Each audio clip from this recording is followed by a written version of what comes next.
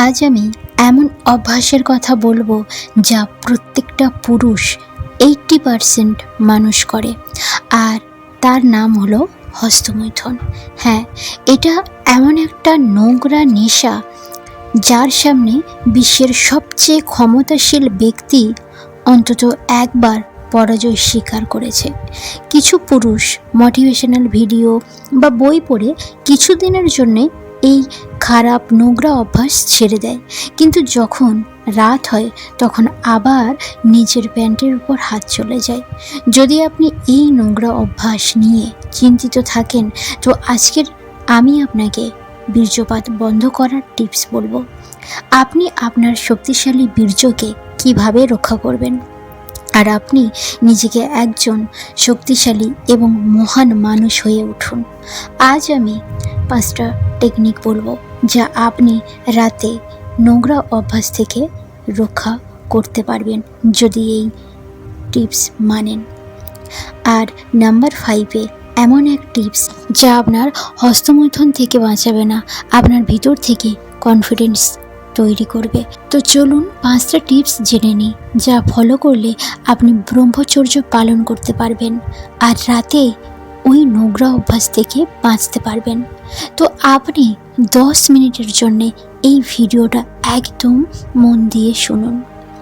Number 1, রোজ রাতে শোয়ার আগে আপনার মাইন্ডে ভালো চিন্তা ভরিয়ে নিন, যেটা খুব ভালো। আমাদের মাইন্ড একটা উদ্ভিদের মতো, তাকে আপনি যত খাবার দেবেন সেই অনুযায়ী ও কিন্তু বৃদ্ধি পাবে।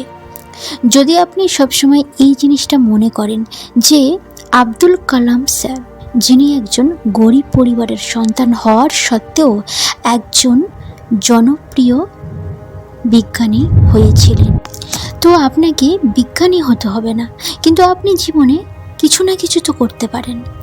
আপনি অবশ্যই আপনার লাইফে কিছু করতে পারবেন। যদি আপনি এটা ভাবেন যে আজ অফিসে না রিমাকে দারুণ লাগছিল, তো আবার আপনি হয়ে গেলেন কামিয়া ইনসান। আমাদের ব্রেন এবং আমাদের সত্তা কনস্ট্যান্টলি ভাবতে বাধ্য করে। যদি আপনি এক মুহূর্তের জন্য শান্তিতে বসতে চান, তো আপনার মাইন্ড আপনাকে বসতে দেবে না, কোনো না কোনো চিন্তা আপনার মনে আসবেই। এই জন্য রাতে শোয়ার আগে আপনি ভালো বই পড়ুন বা কোনো ভালো ভিডিও দেখুন। আর যদি আপনার বয়স 18 থেকে 25 বছর হয়, তো রোজ রাতে শোয়ার আগে এটা ভাবুন যে আপনি ফিউচারে কি করবেন। নাম্বার 2, আলফা মিউজিক বা সঙ্গীত শুনুন।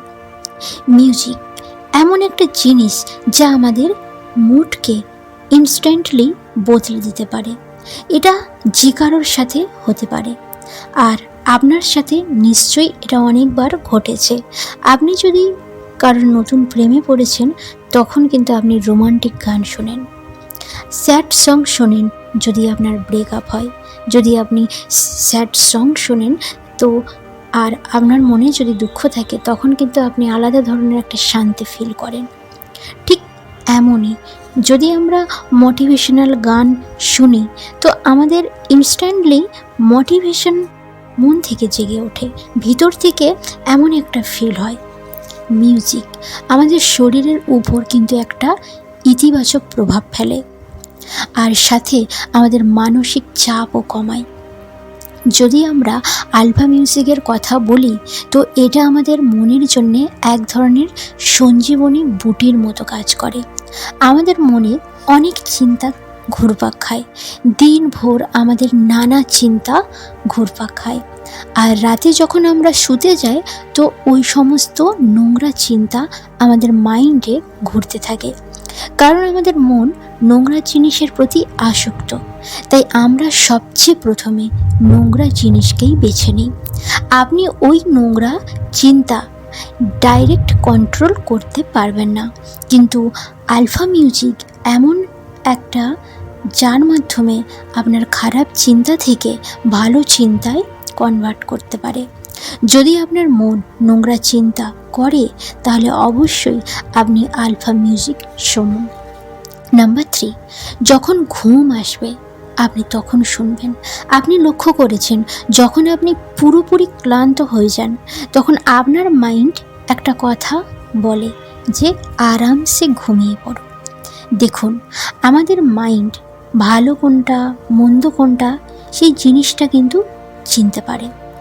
আমরা খুলে প্রস্রাব করি না, কারণ এটা আমরা জানি যে এটা ভুল। ঠিক তেমনি খুলে হস্তমৈথুন করি না, কারণ আমাদের মাইন্ড এটা ভালোভাবে জানে এটা অনেক মজা আসবে, কিন্তু এটা ভুল কাজ।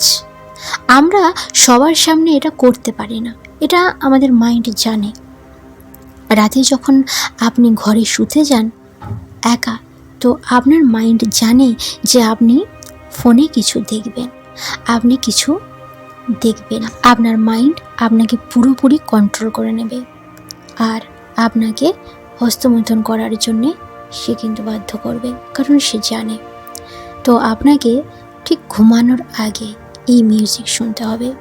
নাম্বার 4, নোংরা কন্টেন্ট, খারাপ কন্টেন্ট থেকে দূরে থাকুন।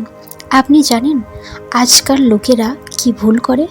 খারাপ কন্টেন্ট দেখা মানুষের একটা অভ্যাসে পরিণত হয়ে গেছে, আর লোক সেটা ছাড়তে পারে না। অনেকবার এটা শোনা যায়, আজকের পর আমি নোংরা ভিডিও দেখব না, কিন্তু সেই আবার নোংরা সিরিজ, সোশ্যাল মিডিয়ায় নোংরা ভিডিও সে দেখে, আর আবার সে বাঁচানোর জন্য বলে এটা কোনো নোংরা কন্টেন্ট নয়, এ তো বেশ একটা বিনোদনের জন্যে, এটা কোনো নোংরা কন্টেন্ট নয়। বিশ্বাস করুন, যদি আপনি এটা করেন তো নিজেকে আপনি কিন্তু ধোঁকা দিচ্ছেন। আপনি ইন্টারনেটে নোংরা ভিডিও আর সোশ্যাল মিডিয়ায় নোংরা কন্টেন্ট দেখা, এই দুটোর মধ্যে কোনো পার্থক্য নেই। এই দুটোই একসাথে আপনার মনে নোংরা আবর্জনা তৈরি করে। যদি আপনি সোশ্যাল মিডিয়ায় নোংরা কন্টেন্ট দেখেন তাহলে আপনার জীবনে কিন্তু সবচেয়ে বড় ভুল। এইভাবে আপনি কখনোই খারাপ অভ্যাস থেকে বাঁচতে পারবেন না, কারণ একদিক থেকে আপনি ডিসিশন নিয়েছেন যে আপনি আর নোংরা ভিডিও দেখবেন না, কিন্তু আপনি আবার খারাপ কন্টেন্ট দেখছেন, মানে আপনি নিজেকে ধোঁকা দিচ্ছেন। এবং আপনি যদি আপনার প্রতিশ্রুতি রাখতে না পারেন তো আপনার নিজের ভিতর থেকে আপনি কনফিডেন্স সম্পূর্ণভাবে ডাউন করে ফেলছেন। তাই নোংরা কন্টেন্ট দেখা আপনি বন্ধ করুন।